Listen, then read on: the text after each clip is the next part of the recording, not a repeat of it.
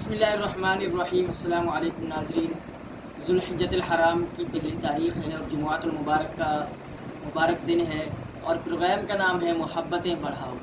اس programme میں ہم آپ کو محبتیں بڑھانے کے چند اعمال اور ایسے انداز اور ایسے طریقے بیان کریں گے جس کے ذریعے ہم اپنے مسلمان بھائیوں اور بہنوں کے اندر اپنے محبت کو قائم کر سکتے ہیں، اور محبت بڑھانے کے جو طریقہ کار ہیں قرآن و حدیث کی روشنی میں، ان میں سے چند ہم بیان کریں گے۔ حدیث پاک میں ہے، نبی پاک صلی اللہ علیہ وسلم نے ارشاد فرمایا، جس نے مجھ پر روز جمعہ 80 مرتبہ درود پاک پڑھا، اللہ پاک اس کے 80 سال کے گناہ معاف فرما دیتا ہے۔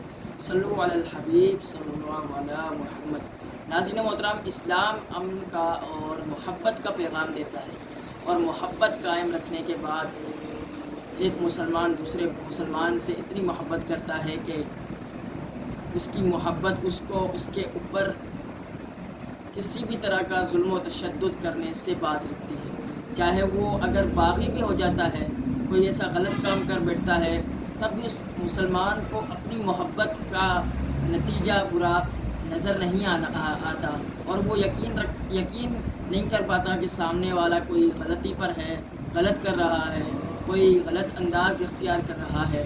تو اس محبت کو مزید دونوں کی طرف سے، دو مسلمانوں میں محبت کو پختہ کرنے کے جو طریقہ کار ہیں، ان میں چند طریقہ کار بیان کروں گا۔ حدیث پاک میں نبی پاک صلی اللہ علیہ وسلم نے ارشاد فرمایا، رحمان کی عبادت کرو اور سلام کو عام کرو۔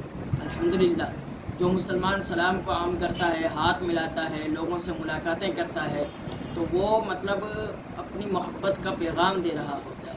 جب ایک مسلمان دوسرے سے محبت سے ہاتھ ملاتا ہے تو فرشتے اس کے لیے مغفرت کی دعائیں کرتے ہیں، کیونکہ حدیث میں ہے کہ جب مسلمان باہم ملیں، یعنی آپس میں ملیں، ملاقات کریں، ہاتھ ملائیں اور نبی صلی اللہ علیہ وسلم پر درود پاک پڑھیں، تو ان کے جدا ہونے سے پہلے اللہ پاک ان کے اگلے پچھلے سارے گناہ معاف فرما دیتا ہے۔ اور سلام کرنے والے کے بارے میں فرمایا کہ وہ تکبر سے بری ہو جائے، تو سلام کرنے کی عادت بنائی جائے، محبت کا پیغام جو ہے وہ اور زیادہ عام کیا جائے۔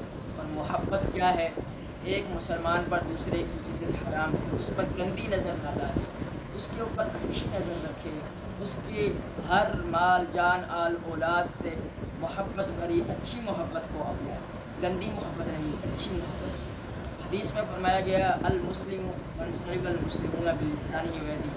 مسلمان وہ ہے کہ جس کے ہاتھ اور زبان سے دوسرے مسلمان محفوظ رہیں۔ کس طرح محفوظ رہیں گے؟ کہ وہ اچھی طرح ان سے محبت کرے گا، ان کو اعتماد میں لے گا، ان سے پیار محبت کی باتیں کرے گا، ان کو امن اور پیغام کا درس دے گا، ایک دوسرے کو تحفے تحائف دینے کے کام کرے گا۔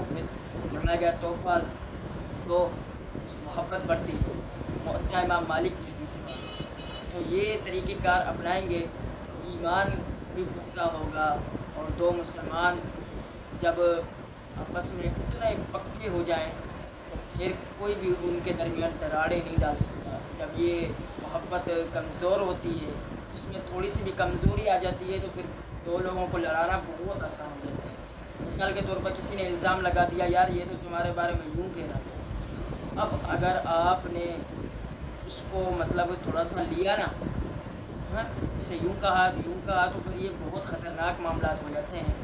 تو اگرچہ آپ کے دل میں کوئی ایسے معاملات ہیں، پرسنلی ذاتی معاملات ہیں، ان کو چھپائیں اور کہیں نہیں، میں تو اس سے بہت محبت کرتا ہوں، مجھے یقین ہے ایسا نہیں کہا ہوگا۔ حالانکہ بعض اوقات الزام لگاتے ہیں اور چیک کرنے کے لیے بھی ہوتا ہے بعض اوقات ہے۔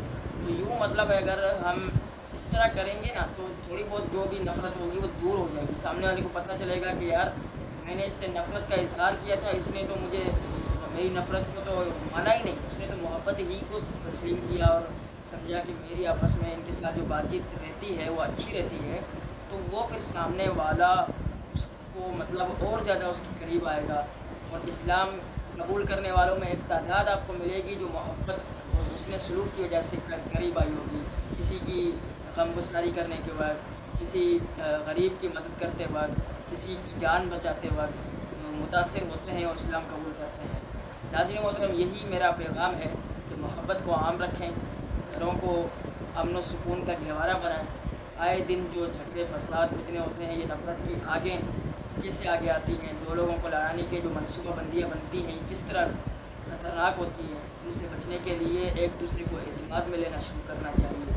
قرآن مجید میں فرمایا گیا نا کہ دو مسلمان آپس میں بھائی بھائی ہیں، مومن آپس میں بھائی بھائی، انما المؤمنون اخوۃ فاصلحوا بین اخویکم، تو پھر یہ آپ آپس میں ایک دوسرے کی اصلاح کریں، صلح کریں، صلح کرنے والے بنیں، ایک دوسرے کے مصلح بنیں، اصلاح بھی کریں، ایک دوسرے کی غلطی ایک دوسرے کو پیار محبت سے حکمت عملی سے بتائیں۔ اللہ پاک عمل کی توفیق عطا فرمائے۔ میرے پروگرام کا وقت ختم ہوا، آخر میں یہی التجا ہے کہ پروگرام کو لائک بھی کیجیے گا، پروگرام کو لائک بھی کیجیے گا اور چینل کو سبسکرائب بھی کیجیے گا اور یہ چینل دیکھتے رہیے گا۔